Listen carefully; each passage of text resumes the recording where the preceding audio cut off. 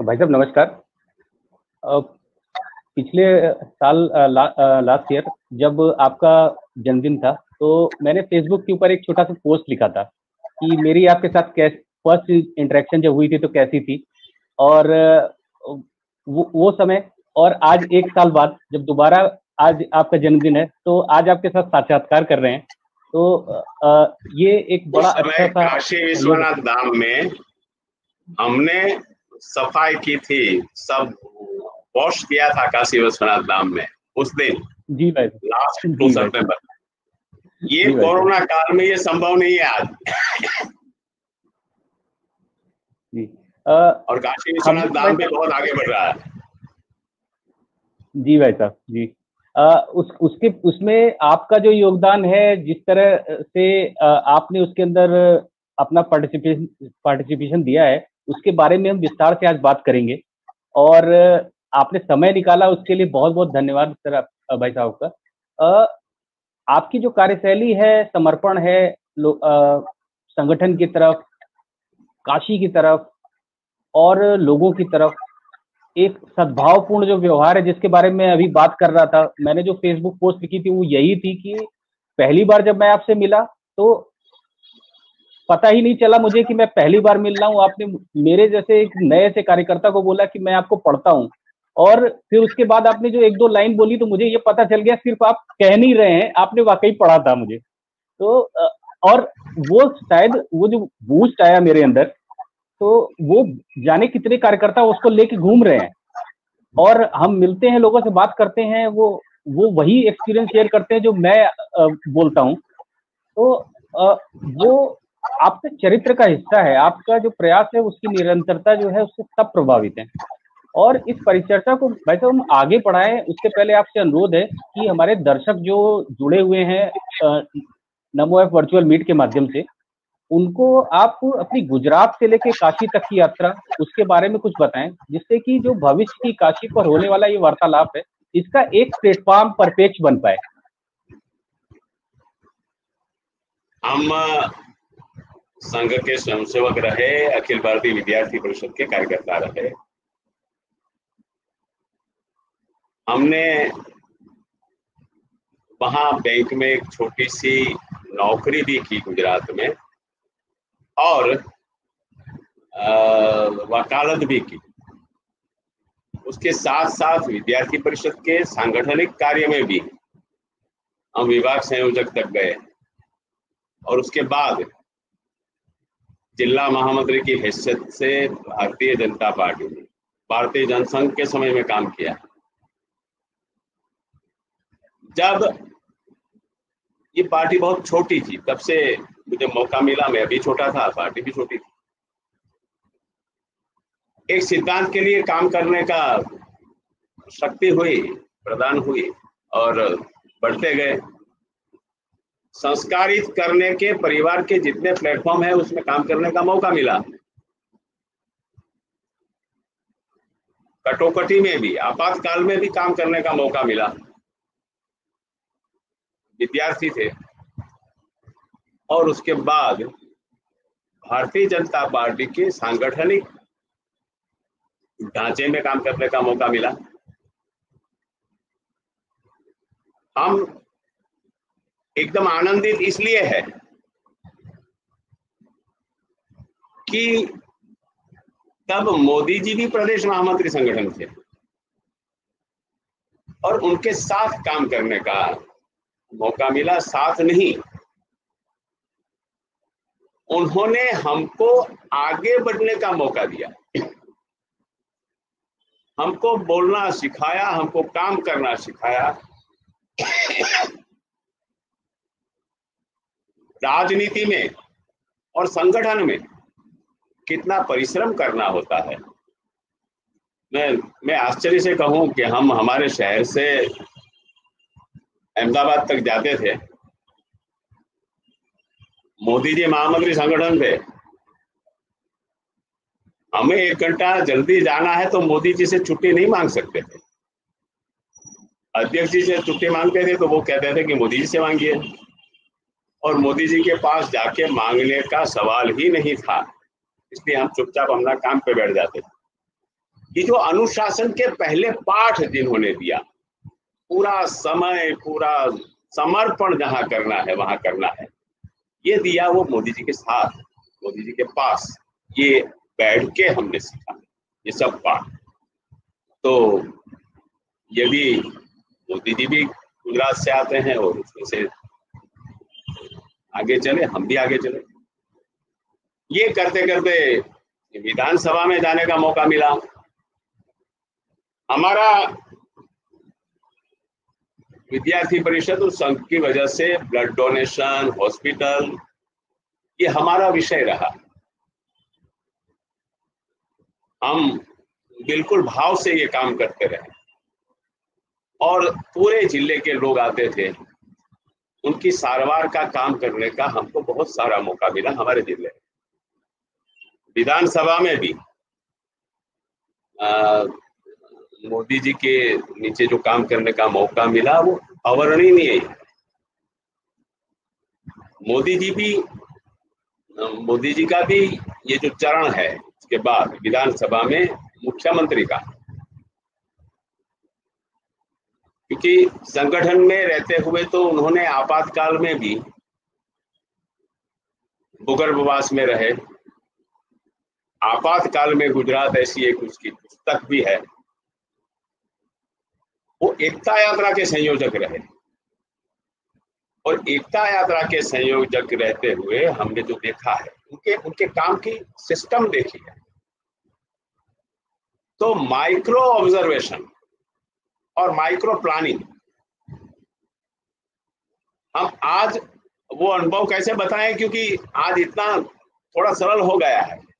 हम अपने जेब से पैसा निकाल के एक बस करके जा रहे थे, मोदी जी एक एक चीज हमको कह रहे हैं, कहाँ क्या होगा, कहाँ क्या हो सकता है। रास्ते में आपके ऊपर अटैक भी हो सकता है, तब पंजाब में आतंकवाद चलता है, कहाँ बचना है, कहाँ नीचे नहीं उतरना है आपको, और नहीं उतरोगे तो कैसे पहुंच पाओगे, आपकी दिनचर्या कैसे चलाओगे। एक एक काम, ये माइन्यूट एक चीज, आपको आश्चर्य लगे इतनी माइन्यूटली वो काम का उन्होंने प्लानिंग किया है। तब हमें आज आश्चर्य नहीं होता कि जब वो एक एक काम को बाखूबी सक्सेस की ओर ले जाते हैं, क्योंकि उनकी ये सिस्टम है। तो ये काम करने का मौका मिला। उसमें उन्होंने राम जन्मभूमि आंदोलन के समय भी उन्होंने संयोजन किया, हम कार्यकर्ता की हैसियत से काम कर रहे थे। मुख्यमंत्री बनने के बाद तुरंत उनके पास दो समस्याएं, अभी मुख्यमंत्री में बैठने से पहले की समस्या थी, भूकंप आया था गुजरात में, कच्छ में, बहुत बड़ा, बहुत ताराजी हुई थी वहां। उसका काम तो वो राष्ट्रीय महामंत्री की हैसियत से कर ही रहे थे। अब आगे मौका मिला, ये आगे करते करते करते जो कच्छ समाप्त हो गया था, खलास हो गया था, आज वो कच्छ गुजरात में कृषि में, उद्योग में सबसे एक नंबर का जिला है। वहां रोड रास्ते नहीं थे। आपको मैं यहाँ याद दिलाऊं कि देश के सबसे बड़ी दो पार्लियामेंट की कॉन्स्टिट्यूंसी थी, एक लद्दाख और दूसरे नंबर पे कच्छ आती थी।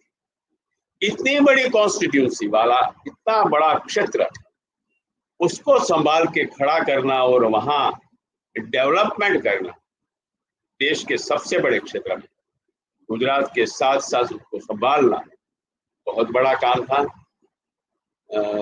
अटल जी प्राइम मिनिस्टर थे और वो काम उन्होंने चैलेंज की माफिक लिया और पार किया। आज भी कोई कच्छ जाए तो पता चले, और आज भी अगर आपको पता होगा तो वहां हर साल लोग वो टूरिस्ट सेंटर बनाया है, जहां सिर्फ डेजर्ट है, जहां रण है, वहां टूरिस्ट सेंटर बनाया है।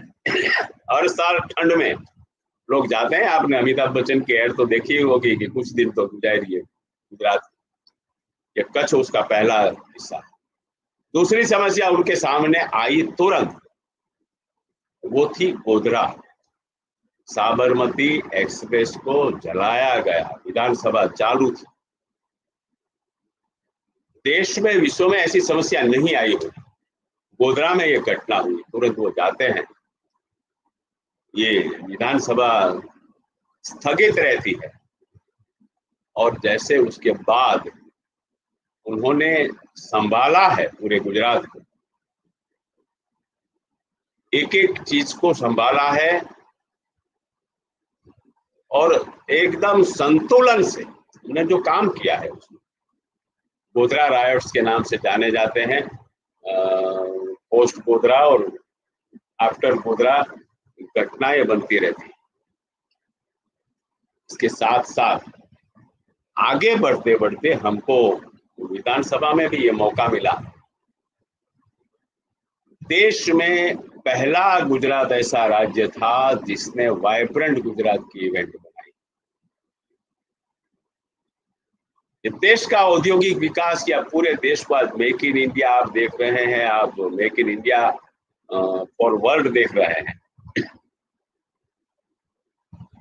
तब हमें ये पता है कि वाइब्रेंट गुजरात करके गुजरात में उद्योगों को लाना, पूरे देश को, और बाहर से सब महानुभावों को आमंत्रित करना, उससे मार्गदर्शन लेना, इतना ही नहीं उनके पास इन्वेस्टमेंट करवाना, और सबसे बड़ा टाटा नैनो से लेकर गुजरात का पूरा औद्योगिक विकास। गुजरात व्यापारी स्टेट तो है ही, मगर उसको नई प्रकृति, नई प्रवृत्ति में डालकर उनके पास इतना सारा काम करवाना, गुजरात एक नंबर पे रहे और गुजरात मॉडल बन जाए, इतना ही बड़ा काम कृषि में हुआ है, इतना ही बड़ा काम सिंचाई में हुआ है।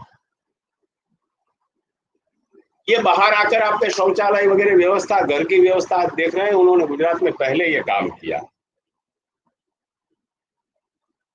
ये मैं एक छोटी सी बात आपको बताऊं कि उनके लिए चुनावी घोषणा पत्र जो आता है, संकल्प पत्र, वो उनके लिए सिर्फ किताब नहीं रही कभी। आपको आश्चर्य होगा मैं आज जब बताता हूं, वो अपने मेज पे संकल्प पत्र, अपनी पार्टी का, चुनाव के समय का, मुख्यमंत्री थे तब भी, और संकल्प पत्र की एक एक लाइन में हमने साथ में बैठ के ये देखा है, सुना है, काम किया है, तो पता है कि एक एक लाइन पे वो करते जाते थे कि ये हम कर सकते हैं तो ही प्रॉमिस दो, संकल्प तो ही तो जब हम कर सकते हैं। और पूरे 5 साल लगातार हर संकल्प पूरा होते ही उसके ऊपर टिक करते हैं, और 5 साल में जितने संकल्प किए हैं, जितने घोषणा पत्र में दिया है, जितना मैनिफेस्टो में दिया है, 100%, मोर देन 100% काम करके बाहर जाते हैं पब्लिक के पास। ऐसा नेता हमने पहली बार देखा है। वो कहते थे कि हम जिसका शिलान्यास करेंगे, आज भी वो जब काम के लिए बजट का प्रोविजन नहीं होगा, काम के लिए उसका प्लानिंग पूरा नहीं होगा, वहां काम हो सके ऐसी स्थिति जहां जब तक निर्माण नहीं होगी, ऐसे ही काम शुरू नहीं कर देंगे। वो कहते हैं कि हम शिलान्यास भी हम करेंगे और उसका लोकार्पण भी हम करेंगे। तो मानी वो टाइमलाइन फिक्स करते हैं, और टाइमलाइन से पहले काम पूरा हो उसका मॉनिटरिंग की व्यवस्था बनाओ। ये गुजरात से काशी तक की यात्रा में हमने बहुत देखा है। और जब काशी आया, मेरे लिए, मुझे जब कहा गया, तब राष्ट्रीय महामंत्री थे माननीय अमित शाह जी, फिर राष्ट्रीय अध्यक्ष जी बने। हमको जब कहा गया कि तुम्हें काशी जाना है, तो तैयार थे काशी जाने के लिए। मगर मैं आपको बताऊं कि हम जीवन में एक बार सिर्फ मेरी माँ के साथ यात्रा में काशी गया था, इसके पहले कभी काशी नहीं गया था। और ये मोदी जी ने इतना वहां हमको स्थायी बना दिया कि हम वहां मतदार सूची में भी है और हम अपने को बनारसी कहते हैं। तो ये, मगर मैं भाव विभोर था सही में। मुझे जब कहा गया और जब पता चला मोदी जी प्रधानमंत्री बनने वाले थे, उसमें तो श्रद्धा थी,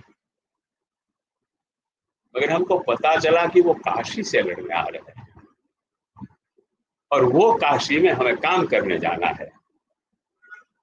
तब हम भाव विभोर थे। गंगा का दर्शन होगा, मां गंगा का, काशी विश्वनाथ के आशीर्वाद मिलेंगे और एक युग पुरुष, ये हमारा सदनसीब है कि उनको हमने संगठन में भी देखा है, उनको हमने मुख्यमंत्री के स्वरूप में भी देखा है, उनको प्रधानमंत्री के स्वरूप में देखने का मौका मिलेगा। और वो उसमें गिलहरी का कृत्य हमारे सिर पे आया तो हमें बहुत अच्छा लगा, बहुत भावी हो गया। जीवन में बहुत कम प्रसंग ऐसे मिलते हैं जब मौका मिलता है कि कुछ ऐसा काम के लिए हम निमित्त बने। मैं गया, काम किया। ये सह प्रभारी का दायित्व तो बाद में मिला। हम बनारस में घूम रहे थे। बनारस में हमने देखा कि यहाँ कन्नड़ में भी बोर्ड है, तमिल में भी बोर्ड है। तो ये हम कॉस्मोपॉलिटन सिटी, जिसको बहुत बड़े सिटी को कहते हैं, मुंबई, दिल्ली, कलकत्ता, चेन्नई, ये नहीं है। ये है यहाँ साउथ इंडियन भी बाखूबी हिंदी बोल लेते हैं, हिंदी भाषी से अच्छी। तो यहाँ पूरा भारत है। पता चला 5000 साल पुरानी नगरी, शेषनाग के ऊपर जहाँ टिकी है काशी, जहाँ जिसको प्रलय का भय नहीं, ऐसी काशी में रहने का मौका मिला। मैं राष्ट्रीय नेतृत्व का हमेशा आभार प्रकट करता हूँ कि जीवन में एक बार भी गंगा स्नान करने का मौका मिल जाए तो जीवन सफल होता है। हमको रोज गंगा स्नान का मौका दिया और हम मानते थे कि यहाँ पूरा भारत है, इसलिए मोदी जी यहाँ आए, इसलिए चुना है मोदी जी ये क्षेत्र। मोदी जी का काम तो हमने देखा है, तो हमको पता था कि मोदी जी आएंगे तो क्या क्या होगा काशी, हमें अंदाज था। मगर हम मानते थे कि ये पूरा भारत है, इसलिए यहाँ बनारस हिंदू यूनिवर्सिटी है, यहाँ गंगा है, यहाँ काशी विश्वनाथ है, यहाँ सारनाथ है, यहाँ भगवान बुद्ध विचरे है, यहाँ साहित्य है, कला है, लेखन है, यहाँ नृत्य है, यहाँ संगीत है, यहाँ शिक्षा है। शायद मोदी जी ने इसलिए सोचा होगा मगर आगे चल के पता चला कि यहाँ रहने वाले सिर्फ हिंदुस्तान वासी नहीं है, विश्व से लोग आकर यहाँ बसते हैं, वो विश्व नगरी है। और मोदी जी प्रधानमंत्री के हैसियत से